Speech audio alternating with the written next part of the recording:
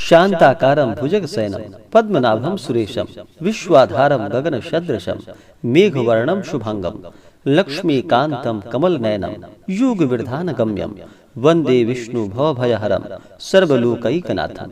जय श्री हरि विष्णु, जय श्री राधे कृष्ण। आप सभी का हमारे YouTube चैनल पे बहुत बहुत स्वागत है। आइए आज सुनते हैं योगिनी एकादशी व्रत की कथा। सबसे पहले तो आप सभी भक्तों को योगिनी एकादशी व्रत की ढेर सारी शुभकामनाएं। आप सभी के जीवन में लक्ष्मी नारायण की कृपा से आप सभी को सभी प्रकार की सुख और समृद्धि की प्राप्ति हो। लक्ष्मी नारायण आप सभी के इच्छाओं को पूर्ण करे। इस बार योगिनी एकादशी का व्रत जो कि 24 जून 2022 दिन शुक्रवार को मनाया जा रहा है।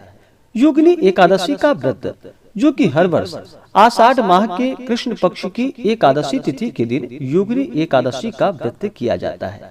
यह व्रत व्यक्ति के सभी प्रकार के पापों को नष्ट करने वाला, सभी प्रकार के रोगों को नष्ट करने वाला और ऋषि श्राप, देवी आपदा आदि जैसे आपराधिक कष्ट को नष्ट करने वाला है। और इस व्रत का फल 88,000 ब्राह्मणों को भोजन कराने जितना पुण्य फलों की प्राप्ति होती है। यह व्यक्ति के सभी प्रकार के कुष्ठ आदि रोगों को भी नष्ट करने वाला है।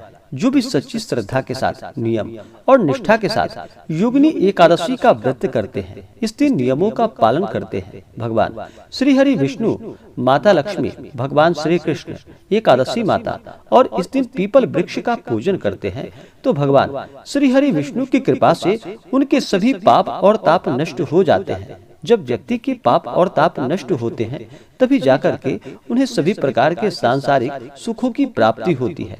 तो आइए सुनते हैं योगिनी एकादशी व्रत की कथा। अगर आप योगिनी एकादशी व्रत के लिए कथा के लिए ब्राह्मण दक्षिणा, अन्नदान, वस्त्रदान आदि के लिए देना चाहते हो तो आप हमें डिस्क्रिप्शन में जाकर के वहां से गूगल पे, फोन पे या अकाउंट नंबर के माध्यम से आप अपने श्रद्धा और सामर्थ्य के अनुसार हमें ब्राह्मण दक्षिणा प्रदान कर सकते हैं। तो आइए सुनते हैं योगिनी एकादशी व्रत की कथा।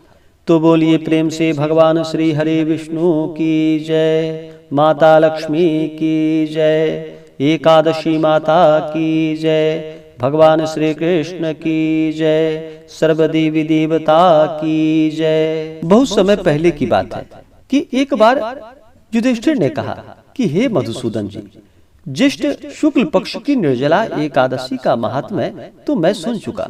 अब आगे आषाढ़ माह के कृष्ण पक्ष की एकादशी का क्या नाम है और इसका क्या महात्म्य है, आप कृपा कर उसको कहिए। हे प्रभु आप दया करें। फिर भगवान श्री कृष्ण कहने लगे कि हे युधिष्ठिर, आषाढ़ माह के कृष्ण पक्ष की एकादशी का नाम योगिनी है और यह एकादशी त्रिलोक में मुख्य है। अब मैं पापनाशिनी पुराण की कथा कहता हूँ, उसको आप ध्यान पूर्वक सुनो। कुबेर नाम का एक राजा अलका नगरी का स्वामी था। वह राजा श्री भूतनाथ भगवान शिव शंकर जी की पूजा में सर्वदा ही मग्न रहता था। पूजन के हेतु पुष्प लाने वाला जो मनुष्य था उसका नाम हेममाली था और उसकी स्त्री का नाम विशालाक्षी था। एक समय हेममाली पुष्प लाकर अपनी स्त्री से कामवश होकर घर में ही रह गया। महाराज कुबेर देव गृह में पूजन कर रहे थे। मध्याह्न का समय हो गया। राजा पुष्पों की प्रतीक्षा कर रहा था, परंतु हेममाली तो अपने घर में स्त्री के साथ आनंद विहार करने में मग्न था। उसको पुष्पों का ध्यान भी न रहा। अत्यधिक समय समाप्त हो जाने पर यक्षराज कुबेर ने सेवकों से कहा कि तुम लोग शीघ्र ही अनुसंधान करके बताओ कि हेममाली इतना समय व्यतीत हो जाने पर भी क्यों नहीं आया। इस प्रकार राजा के क्रोध युक्त वचनों को सुनकर यक्षों ने कहा कि हे महाराज, हेममाली अत्यंत ही कामी मनुष्य है, अतः वह अपने घर स्त्री के साथ आनंद विहार कर रहा है। यक्षों के वचनों को सुनकर राजा ने और भी अधिक क्रोधित होकर उसको बुला लाने की आज्ञा दी। उधर हेममाली को भी अपना दोष ज्ञात हो चुका था, अतः भय से व्याकुल एवं कांपता हुआ राजा के सामने आया। उसको देखकर राजा ने क्रोध पूर्वक वचनों से कहा कि हे पापिष्ट, तूने भगवान शंकर का अनादर किया है, अतः तू यहाँ से मृत्यु लोक में जाकर स्त्री से रहित तथा कुष्ठ होकर जीवन यापन कर। राजा के मुख से इन वचनों के निकलते ही वह अपने स्थान से नीचे चला गया और कुष्ठी होकर अत्यंत ही कष्टपूर्ण जीवन यापन करने लगा। परंतु ऐसी दशा में भी भगवान शंकर के पूजन के प्रभाव से उसकी प्राचीन स्मृति नष्ट न हुई थी। वह कष्टों से पीड़ित अपने पूर्व कर्मों का स्मरण करता हुआ विंध्याचल की ओर चला गया। वहाँ पर उसको श्री मार्कंडेय मुनि से साक्षात्कार हो गया। वह अत्यंत ही नम्रता पूर्वक उन्हें प्रणाम करके उनके ही आश्रम पर बैठ गया। जब मार्कंडेय मुनि ने उसको अत्यंत पीड़ित अवस्था में देखा तो दया के वशीभूत होकर अपने समीप उसको बुलाया और कहा कि किस कारण इस प्रकार कष्टों को प्राप्त हुए हो तुम।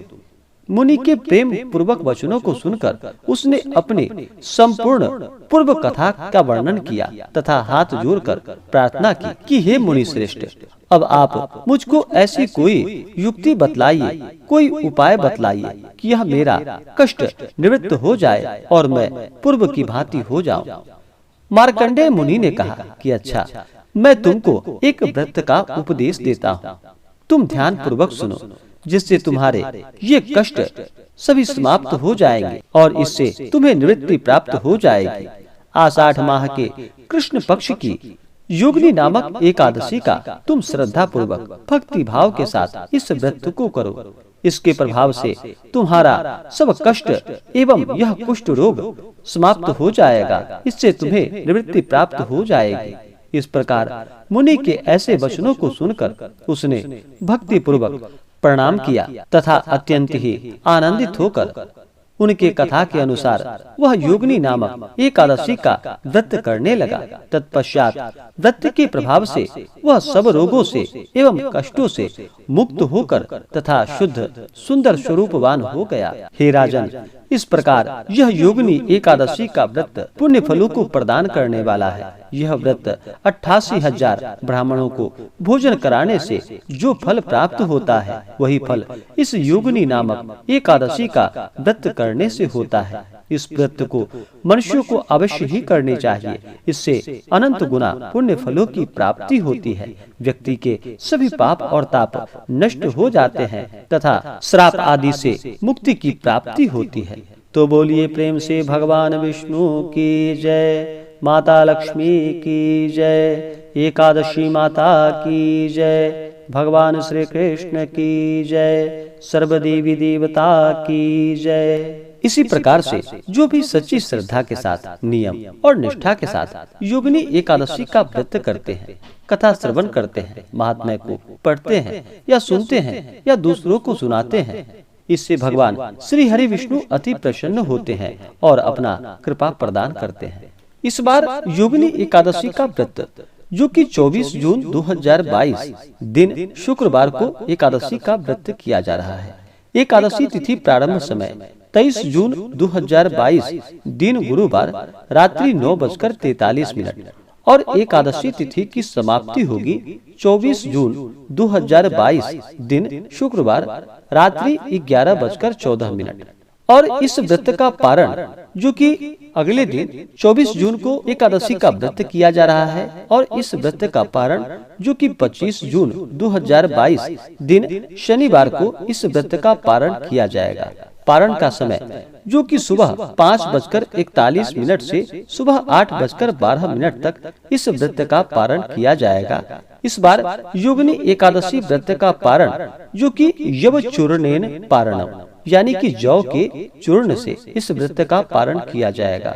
जौ, जो कि भगवान श्री हरि विष्णु के ऊपर जौ और तिल जो अर्पित की जाती है, उसी जौ का चूर्ण से इस व्रत का पारण किया जाएगा। यह अगर संभव ना हो तो आप तुलसी दल या फल से व्रत का पारण करें। एकादशी तिथि के दिन सूर्योदय समय, जो कि सुबह 5:09 और सूर्यास्त शाम 6:51। इस दिन नक्षत्र, जो कि अश्विनी नक्षत्र, सुबह 8:04 तक, उसके बाद भरणी नक्षत्र। योग, जो कि सुकर्मा योग, अगले दिन सुबह 5:14 तक, उसके बाद घृति योग। एकादशी तिथि के दिन सर्वार्थ सिद्धि योग भी है, जो कि सुबह 5:25 से सुबह 8:04 तक सर्वार्थ सिद्धि योग होगा। विजय मुहूर्त जो कि दोपहर 2:43 से दोपहर 3:39 तक। राहु काल का समय, जो कि राहु काल समय के दौरान कोई भी शुभ कार्य या नया कार्य नहीं करना चाहिए या लाभकारी नहीं होता है। तो राहु काल का समय होगा सुबह 10:17 से दोपहर 12 बजे तक राहु काल का समय होगा। अभिजीत मुहूर्त दोपहर 12:01 से दोपहर 12:51 तक। योगिनी एकादशी के व्रत में इस दिन विशेष प्रकार से भगवान श्री हरि विष्णु, माता लक्ष्मी, भगवान श्री कृष्ण और पीपल वृक्ष का पूजन करना चाहिए।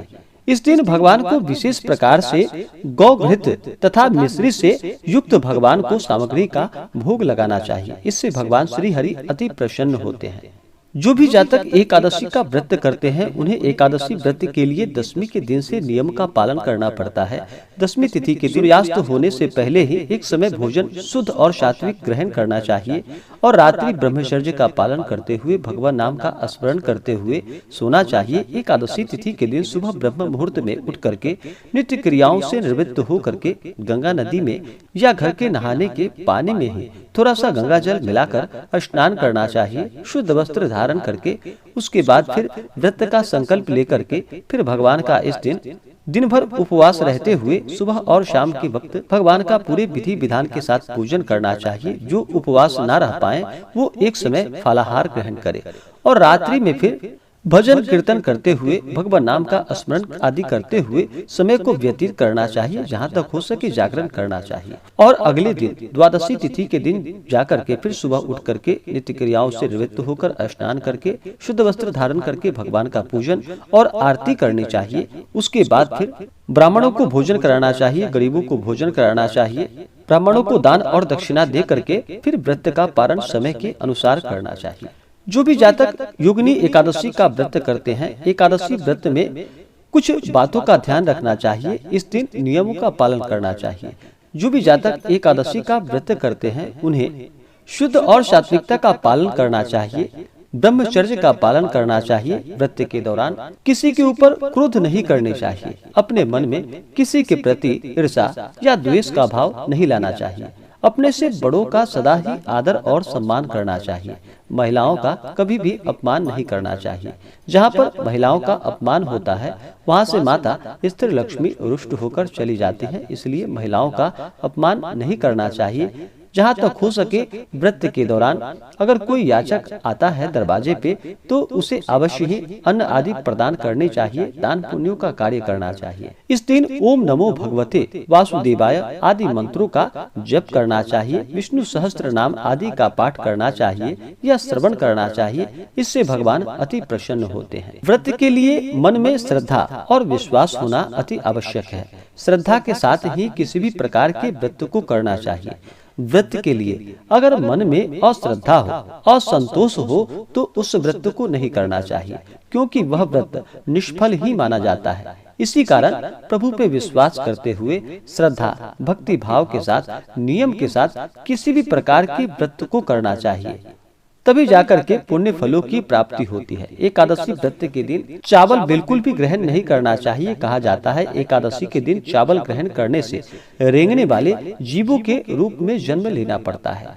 एकादशी तिथि के दिन और द्वादशी तिथि के दिन तुलसी पत्र नहीं तोड़नी चाहिए। जहाँ तक हो सके एकादशी से पहले ही व्रत के लिए तुलसी पत्र आदि तोड़कर रख लेनी चाहिए और भगवान श्री हरि विष्णु को तुलसी दल अवश्य ही अर्पित करने चाहिए।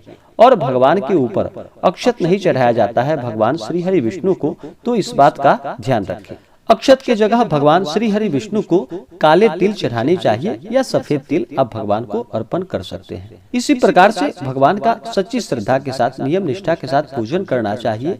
व्रत का कथा श्रवण करना चाहिए। इससे भगवान अति प्रसन्न होते हैं और अपना कृपा प्रदान करते हैं। तो आशा करता हूँ कि यह जानकारी आपको अच्छा लगा हो। ऐसे ही ज्ञानवर्धक जानकारियाँ प्राप्त करने के लिए हमारे इस चैनल पे अगर आप नए हैं तो चैनल को लाल बटन दबा करके सब्सक्राइब करें, साथ में बेल आइकन घंटी दबाएं ताकि मेरे वीडियो का नोटिफिकेशन आपको समय से मिलता रहे।